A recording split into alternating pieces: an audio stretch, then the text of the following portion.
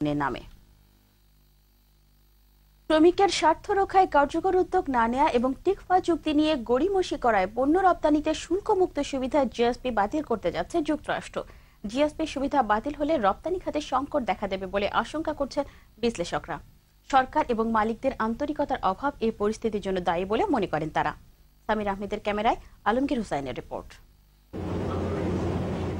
এককভাবে সবচেয়ে বেশি রপ্তানি আয় হয় যুক্তরাষ্ট্র থেকে, কিন্তু সম্প্রতি পোশাক শিল্প কারখানায় অগ্নিকাণ্ডে শ্রমিকের মৃত্যু, দাবি আদায়ে ট্রেড ইউনিয়ন করতে না দেয়া এবং আমিনুল হত্যার বিচারে দৃশ্যমান কোনো উদ্যোগ না নেয়ায় জিএসপি সুবিধা বাতিল করতে যাচ্ছে দেশটি। এ বিষয়ে খুব শিগগিরই প্রজ্ঞাপন জারির কথা জানিয়ে সরকারকে চিঠি দেওয়া হয়েছে। যদিও দেশের সবচেয়ে বড় রপ্তানি খাত তৈরি পোশাক শিল্প এ সুবিধার আওতামুক্ত, তারপরও এটি বাস্তবায়িত হলে বিশ্বের অন্য দেশে পোশাক রপ্তানিতে সংকট দেখা দেবে বলে মনে করেন বিশ্লেষকরা। আমাদের গার্মেন্টসে একটা প্রভাব পড়বেই।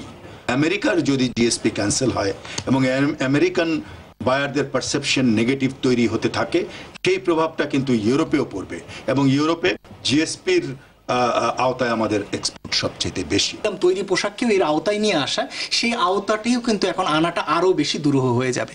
কেননা আগামীতে দাঁড়াবে হলো যে এই বিষয়টি আগে সুরাহা করা, যে হ্যাঁ, যে জিএসপি সুবিধা বাংলাদেশকে রাখা হয়। শ্রমিক স্বার্থ রক্ষায় শক্ত পদক্ষেপ না নিলে যুক্তরাষ্ট্রের মনোভাব আরো খারাপ হতে পারে বলে সরকারকে জানিয়েছে সেদেশে বাংলাদেশের রাষ্ট্রদূত একরামুল কাদের।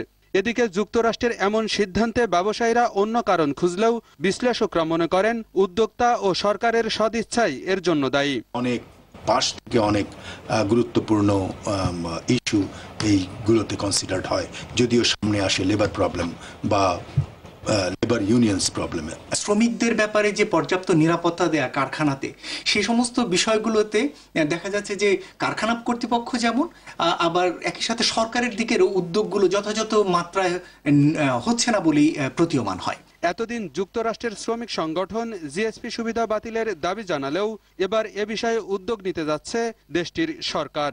তবে এ পদক্ষেপ ঠেকাতে দৃশ্যমান উদ্যোগ নেবে বাংলাদেশ সরকার, এমনটাই আশা বিশেষজ্ঞদের। যুক্তরাষ্ট্র এরকম একটি। আলমগীর হুসাইন, দিগন্ত।